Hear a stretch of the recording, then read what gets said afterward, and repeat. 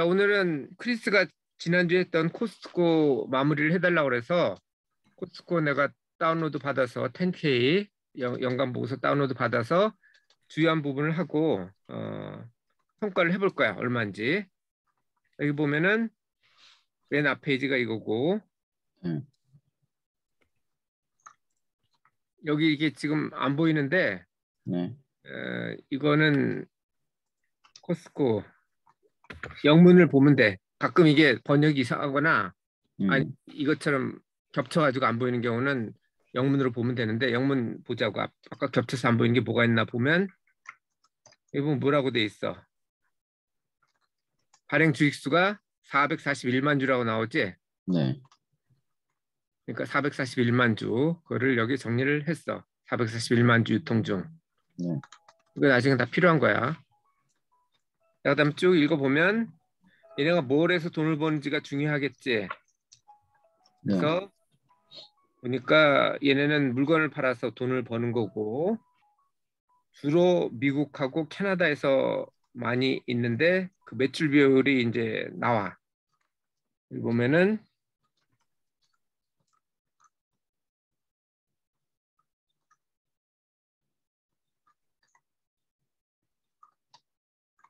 여기 있지. 네. 회원 갱신율이고 회원 갱신율은 매출이 중요하지 뭐 회원 뭐 거는 그렇게 중요하지 않고.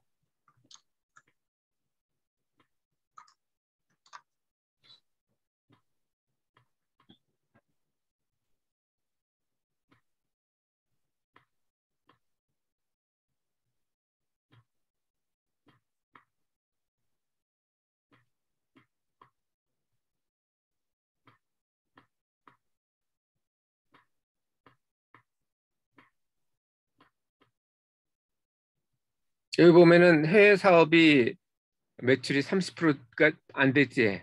네.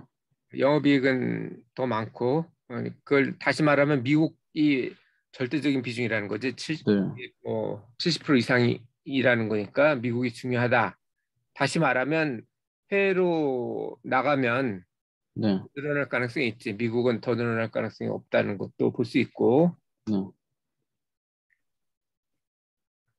그래서 얼마를 벌었는지 하고 현금이 얼마나 들어가는지 이걸 볼 건데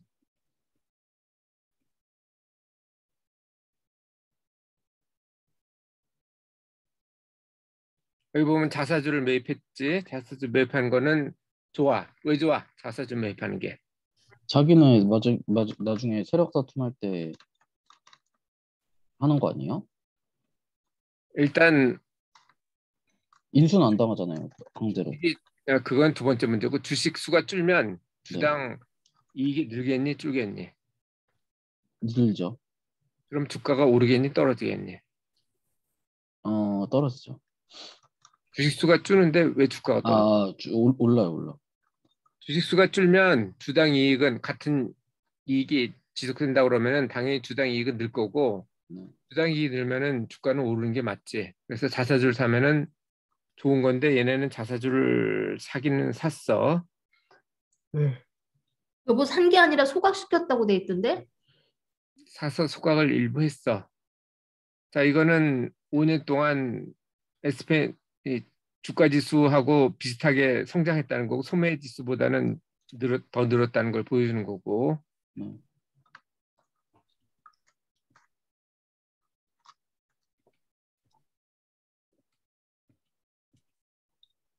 자, 매출이 몇 프로 늘었나 보라고. 이거 나중에 네. 다 계산했어.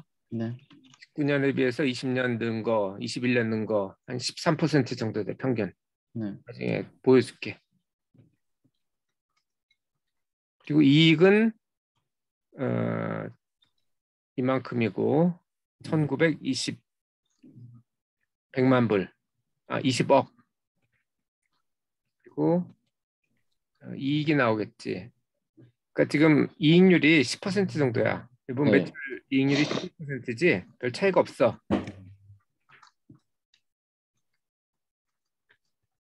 그리고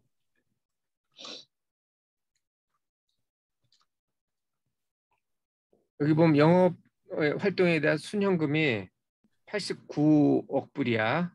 작년은 88억 불, 그전엔 63억 불 이렇게 돼 있는데 20년도에 이렇게 늘어난 거는 창고 개설이 많아서 늘어난 거야. 그건 다시 말하면 투자 활동에 돈이 들어간다는 얘기지. 네. 창고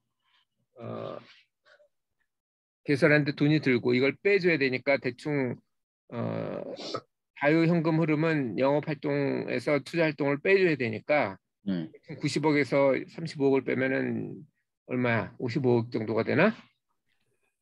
45억인가? 어쨌든 이것도 계산해 놨어 나중에. 20년도에 이렇게 많이 는 거는 회사를 하나 인수해서 그래. 그래서 많이 늘었어.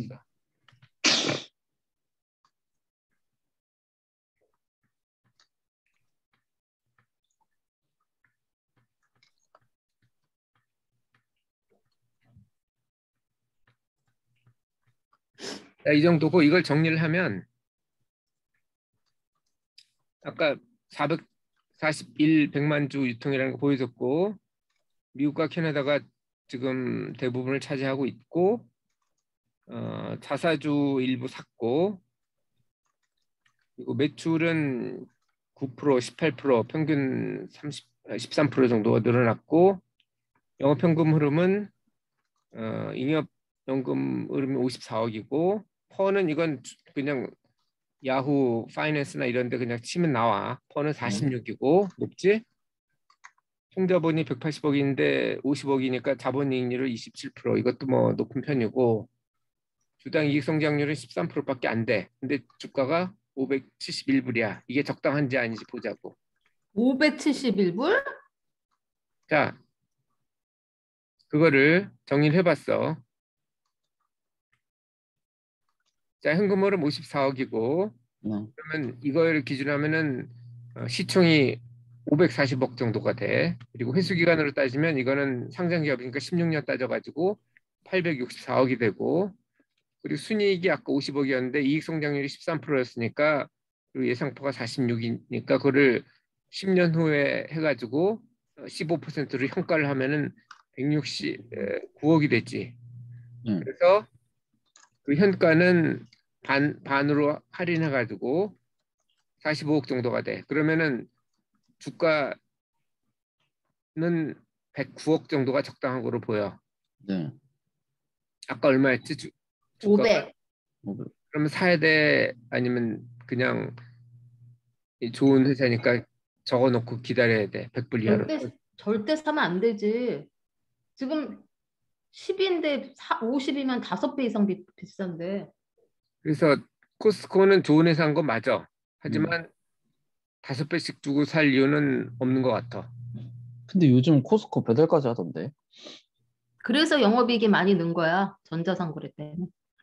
그거는 뭐 또 봐야 되겠지. 애플 같은 경우는 이거는 지금 건 아니고 저번 때 했을 때였는데 이거는 현금 흐름이 1,040억. 그래서 시총이 1조 불이고 회수기간을 하면 1.6조가 되고 순이익이 946억인데 이익 성장률이 50%였어. 그걸로 따지면은 시총이 2.5조가 됐지. 그걸로 따지면 주가가 105불 정도가 적당하고 이거는 지금 아마 내 기억으로는 160불 정도가 될 거야. 그러니까 코스코 사는 것보다는 애플 사는 게 낫지. 네. 근데 여기서도 보면 현금 흐름을 따지면은 63불이고 회수기간을 따지면 101불인데 순이익으로 보면은 152불 정도니까 순이익 기준 하면은 152불 정도에 사도 괜찮고 이 예상포를 내가 27%로 했는데 예상포가 코스코가 높을까 아니면 애플이 높을까? 애플이 높죠. 그러면 아까 코스코는 54인가를 46을 적용했지? 네. 이게 27이 아니고 예를 들어서 37이다 그러면은 더 낮아지네. 오케이. 어쨌든 이익 성장률이 50%가 아니고 뭐 아까 이거는 13%였지 코스코는. 네. 네. 이익 성장률이 50%가 아니고 뭐 더 높을 수도 있고 아무튼 여러 가지 변수가 생기는데 내가 둘 중에 고르라 그러면 코스코보다는 애플을 살 거고 네. 다른 거랑 비교해봐도 되지. 마이크로소프트 같은 경우는 지금 95불인데 이게 100 이게 300불인가 그랬을 거야. 그래서 이거 팔았어. 나는. 네. 어쨌든 이렇게 보면 되고 네. 근데 뭐 애플도 지금 살 필요 없잖아. 그럼 100불일 때까지 기다리면 되는 거 아니야? 지금 주가 계속 떨어지고 있는데. 지금 뭐야? 누구지? 넷플릭스는 30%인가 40% 떨어지면 애플은 별로 안 떨어졌어. 넷플릭스 요즘 계속 떨어지고 있던데. 자, 3분의 1로 떨어졌잖아. 이게 지금 정리한 건데 아까 그 내용을 그대로 정리한 거야. 그러니까 이익 성장률이 83% 정도면은 지금 가격에 사도 돼. 근데 내가 볼 때는 코스트코가 이익 성장률이 83%가 될 리가 좀 이유가 어려워. 없지.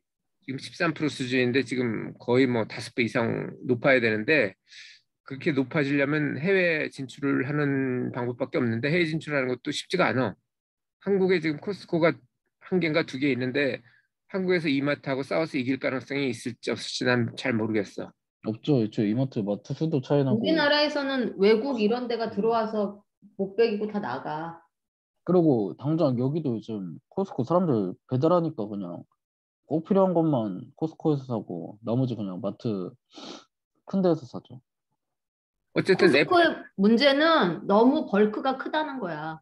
지금 다 가구는 소가구화 되고 있는데 얘네들은 뭐 한 5, 6인 가구는 돼야 먹을 만큼 양을 그렇게 파니 아무리 가격이 싸고 그래도 결국은 다 버리게 되더라고. 어쨌든 저기 애플도 이런 방식으로 해서 계산을 해봐. 저번에 했던 거는 여보, 이번에 복습도 할 거면 한 번 애플 같이 해주면 안 돼? 나도 이거 혼자 하려니까 자꾸 헷갈려. 그리고 준하는 지난번에 안 들었으니까 자꾸 나가는 것보다 이거는 실질적인 거니까 이번에 같이 한번 해보면 안 될까?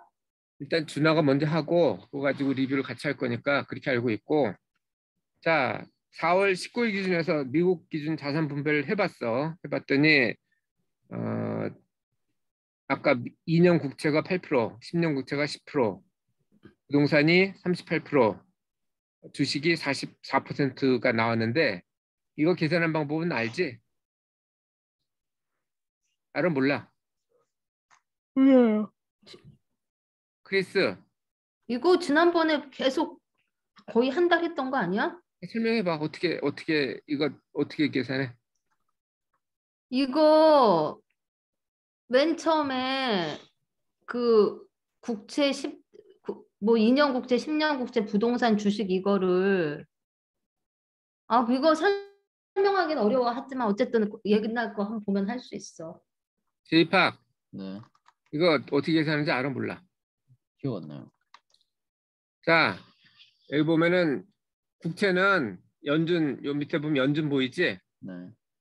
연준 홈페이지 가면 있어. 그거는 매일 바뀌니까 거기다 그대로 넣으면 되고 부동산하고 주식은 그 계산하기 어려우니까 그냥 ETF를 보면 돼. 네. 그 VNQ ETF 치면 이게 나오는데 거기에 보면 네. 퍼가 나와. 퍼가 35.2거든. 네. 퍼의 역수가 수익률이지. 그지? 네. 주식도 마찬가지야. VO 퍼 저기 ETF 치면 나오는데 거기도 퍼가 나오니까 퍼가 VO 퍼가 22.1이야. 네. 그거 역수를 해주고 국채하고 부동산 주식의 차이점은 채권은 발행을 하면 네. 딱 정해지지. 네. 예를 들어서 10년 국채 그러면은 2%다 그러면 매년 2% 이자를 주고 10년 후에 원금을 주는 게 10년 국채라고. 네. 근데 부동산이나 주식은 그렇지가 않지. 네. 이거는 만기가 없잖아. 물가 변동률을 감안해야 돼. 만기가 없기 때문에 뭐 예를 들어서 부동산 같은 경우는 1년 계약이면 1년 후에 뭐 물가가 올랐다든지 뭐 그러면 월세를 올리고 주식도 마찬가지지. 네. 1년마다 수익이 뭐 줄 수도 있지만 늘 수도 있지. 네. 일반적으로는 물가를 올리는데 8.5%는 최근에 3월 달 미국 그 물가 인상률이 1년 전에 비해서 8.5%가 올랐어. 그래서 그걸 넣어준 거야. 그래서 계산하면 8% 요걸 다 더해주면 29.67이 되고 29.67을 갖다 요거랑 비교해 보면은 요거랑 비교해 보면은 10%쯤 되지. 네. 2.85 나누기 29.67 하면 네. 이렇게 나눠주면 돼. 요거는 이거 나누기 또 하면 되는 거고. 이렇게 해서 이거는 자산 분배는 1년에 한 번씩 하면 되고 아니면 특별한 예를 들어서 지금 같은 경우는 금리가 오르면은 채권값이 떨어지냐 오르냐 준아 네? 금리가 금리가 오르면 오르면 채권값이 떨어지죠. 떨어지지 10년 네. 국채물이 지금 13% 채권값이 떨어졌어. 네. 그래서 10% 이상 등락되는 경우에는 이걸 다시 한번 해줘야 되고 그렇지 않으면 보통은 10년 10% 이상 등락하진 않아. 네. 그래서 그런 경우는 그냥 1년에 한 번 리밸리싱 해주면 돼. 자, 자산 배분할 때 최소 비율은 채권 10% 이상은 해야 되고 네. 왜냐하면 돈이 필요할지 모르니까. 아니면 현금 흐름이 더 필요하다 그러면 10% 이상을 해야 돼. 예를 들어서 대학 같은 경우는 법인세하고 주민세가 지금 5.5억 정도를 낼 건데 그러면 채권 비율이 네. 예를 들어서 10%가 3억이라고 그래도 3억이 아니고 5.5억 이상은 갖고 있어야 되겠지. 네. 그리고 그 안에서는 단기 채권, 현금, 장기 채권 이렇게 나눠야 되는데 지금처럼 물가가 오를 때는 물가 연동 국채 비율을 높여줘야 되고 네. 그리고 금리가 오를 때는 장기 국채 값이 떨어지니까 그거를 줄여줘야 되는 그런 부분이 있고 네.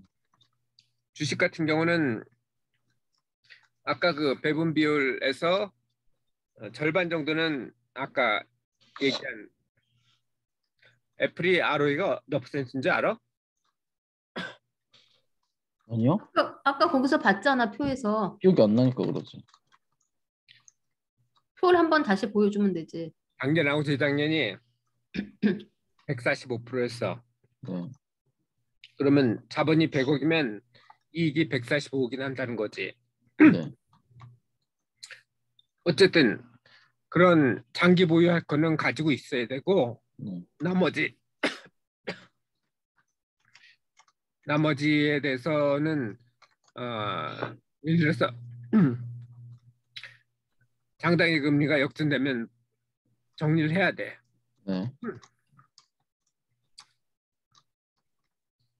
자, 지금 이거는 물가 상승하고 금리 상승했을 때 어떻게 대처해야 되는지가 나오는데 지금 여기서 보면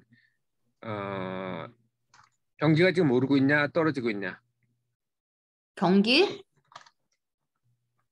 그건 지역별로 다르는데 미국은 지금 경기가 상승하고 있고 근데 우크라이나 전쟁 때문에 어떻게 될지 모르지. 경기가 상승한지 떨어진지 어떻게 알아? 물가를 보면 되지 않을까요? 임금 사람들을 많이 채용하면은 경기가 상승하는 거지?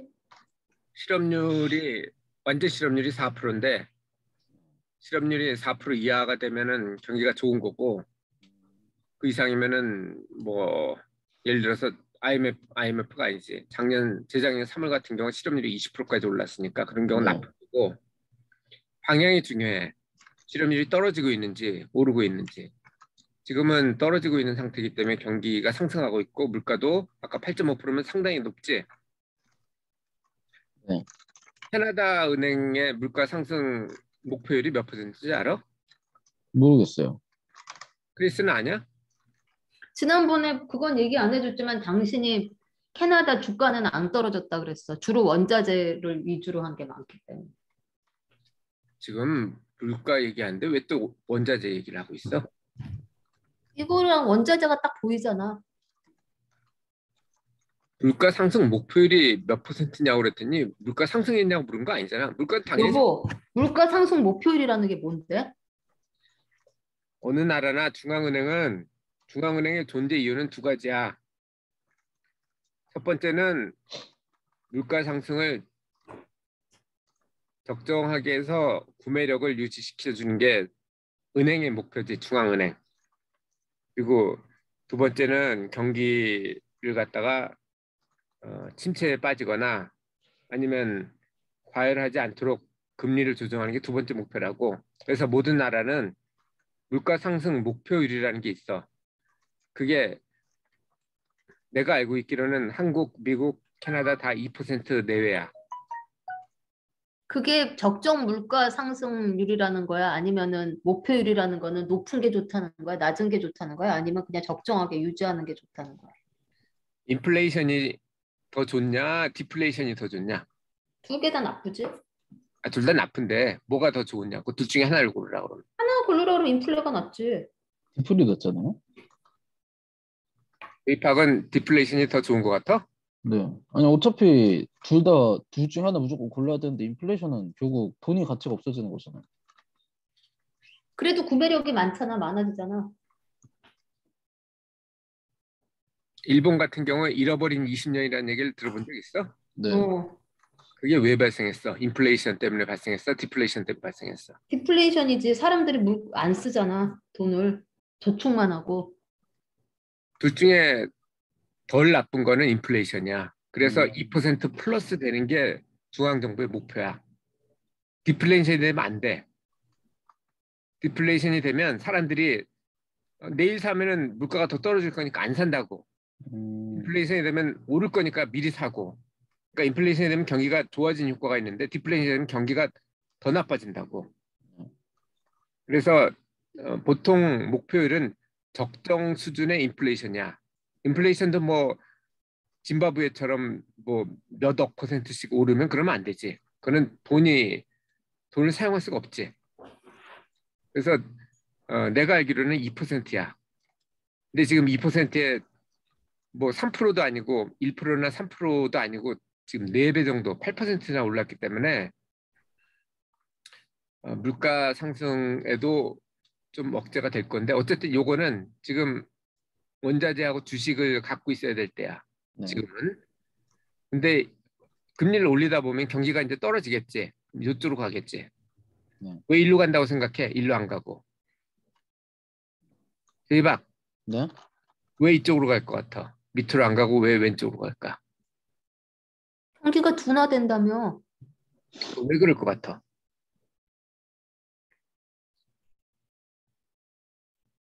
자, 여기서는 어쨌든 세 군데 중에 하나로 가겠지. 그대로 네. 있거나. 네. 근데 경기하고 물가가 오르다가 네. 둘 중에 하나가 빠진다면 혹은 뭐 둘 다 빠질 수도 있지만 어쨌든 둘 중에 하나가 먼저 빠질 거 아니야.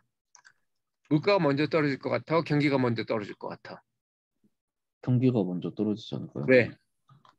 그냥 보통 물가 떨어진 거보다는 자, 네. 물가가 오른 이유는 뭐야? 그 음, 사람들의 구매 욕구는 많은데 공급은 그거에 비해서 제대로 안 되니까 그런 거지.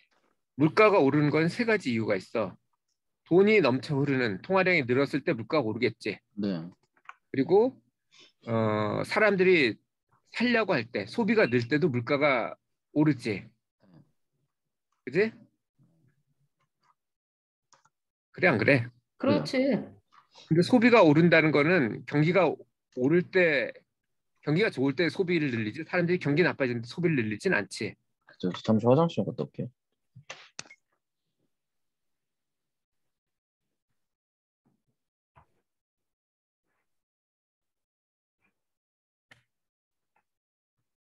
자, 이제 10분 남았으니까 빨리 끝낸다.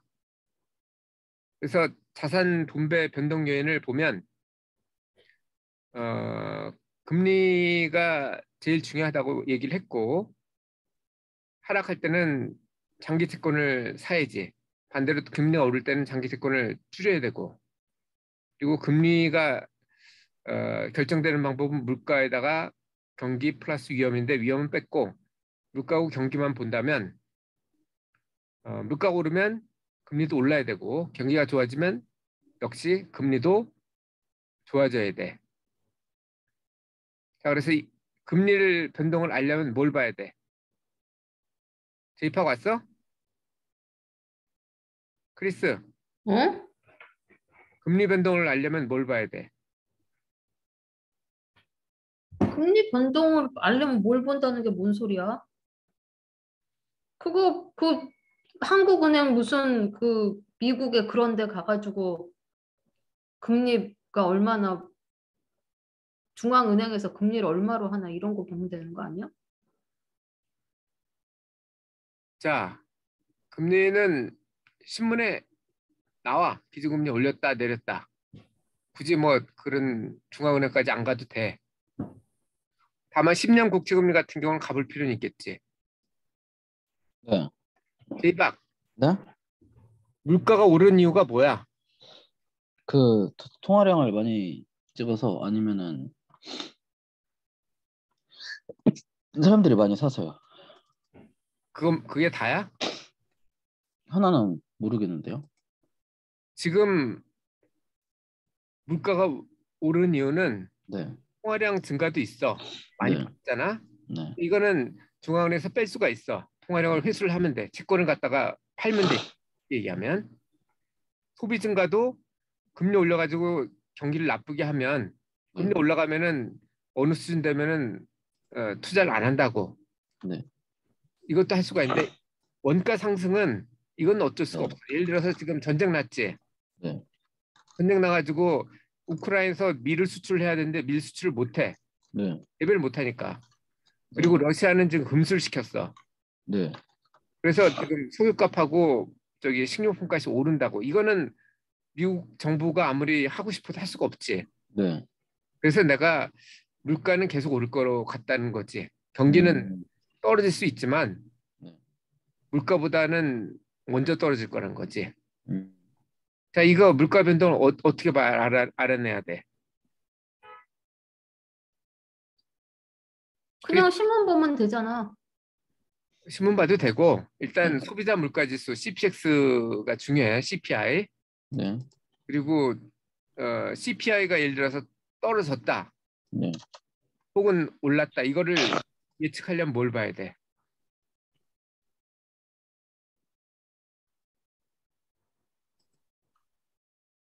제이박. 몰라? 몰라요? 자, 예를 들어서 어떤 네. 사람이 애플이 예를 들어서 뭘 반도체를 사다가 저기 아이폰을 만드는데 네. 아이폰은 소비자 물가지수에 들어가겠지. 네. 근데 원가가 오르면은 반도체 값이 오르면 생산자 물가지수가 오르겠지. 네. 생산자 물가지수가 오르면 원가가 오르면은 소비자 물가도 올릴 가능성이 높겠지. 네. 응. 그래서 소비자 물가지수는 그냥 신문 보면 되는데 생산자 물가지수는 좀 찾아봐야 돼. 오케이? 어디서 찾아? 이것도 똑같아. 중앙은행에 있어. 경기 변동인데 경기 변동은 쉬워. GDP가 뭐로 구성되냐? J팍. 수입? 경제 원래는 안 배웠어? 네. 그리스. 왜? GDP가 국민 총생산이 뭐로 구성돼? 수입이랑 그거 아니야?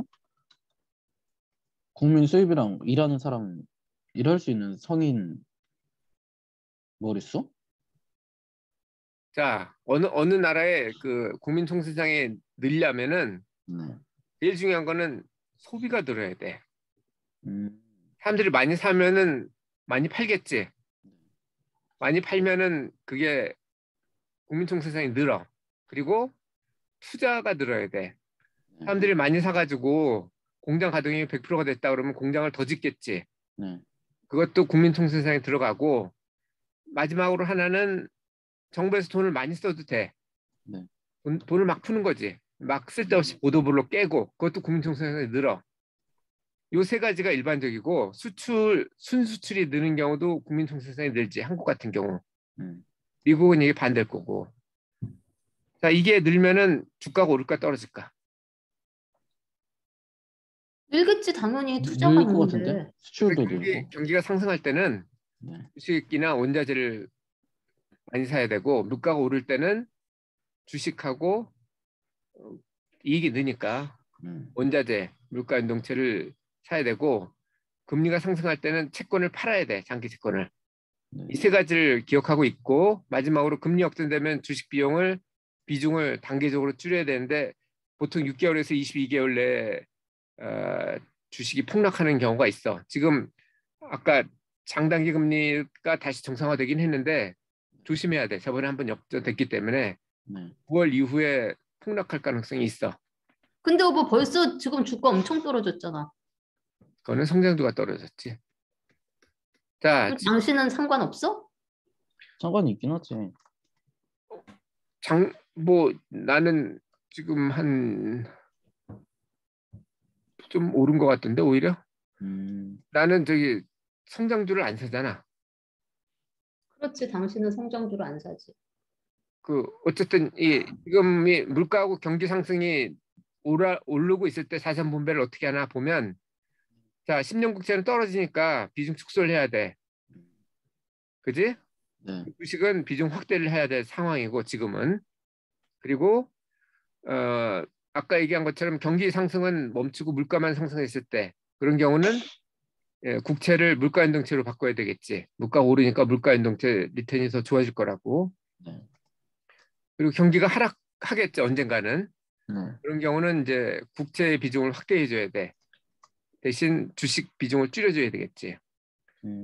이렇게 했고 그러면 그걸 어떻게 쉽게 하냐면은 개별 종목을 해도 되지만 ETF를 사도 돼. ETF는 주식 같은 경우는 VO가 7.89 정도. 채권은 이거는 아주 좋네. STIP로 하면 이거네. 3.4% 이게 조금 더 높지? 네. 그게 이거에 비해서 수수료가 적어서 그래. 이것도 마찬가지고. 리츠 같은 경우는 아까 얘기했지만 SCHH가 27.95% 부동산 많이 올랐지 최근 1년 동안. 네. 그만큼 물가가 올랐다는 얘기야. 쉽게 얘기하면. 그렇게 보면 되고 네. 아주 간단하게 하려면 버핏이 자기 죽으면은 상속한 거 가지고 단기국채 10% 그리고 ETF, VO 같은 거가 되겠지. 그 90%를 그냥 유지를 해라. 그리고 돈이 예를 들어서 주가가 올랐으면 여기서 찾으면 되고 주가가 떨어졌으면 이거 놔두고 국제에서 찾아서 쓰라는 거지. 10%면 충분하지. 예를 들어서 유족이 지금 나이가 뭔지 모르겠는데 버핏 같은 경우는 지금 94 생각을 해. 네. 죽을 때 다 됐고 부인이 뭐 젊긴 하겠지만 뭐 80, 예를 들어서 뭐 한 20년 남았다 그러면 5%를 쓰면 죽을 때까지 쓸 수 있겠지. 20년. 버핏 부인은 벌써 죽지 않았어? 버핏 부인은 죽은 게 아니고 이혼한 다음에 죽었고 새 부인이 지금 살아있지. 또 새 장가를 갔단 말이야? 그 수잔이 자기 아는 사람을 갖다 결혼하라고 해주고 그리고 저기 서부로 이동을 했거든. 좀 배워 그런 건. 자, 그러니까 이게 제일 간단한 거고 지금 1분 남았는데 질문 있으면 빨리 해. 아니 뭐 여보 이거 끄고 준하 상담이나 더 해줘. 일단 끝내고 다시 할 거니까 질문 있어 없어? 없어 질문은. 그럼 일단 끝내고 다시 보낼 테니까 다시 들어와. 저 근데 지금 운동 가야 돼서 이거 하는 거는 내일이나 모레 하면 안 돼요? 그럼 나중에 하든지. 네.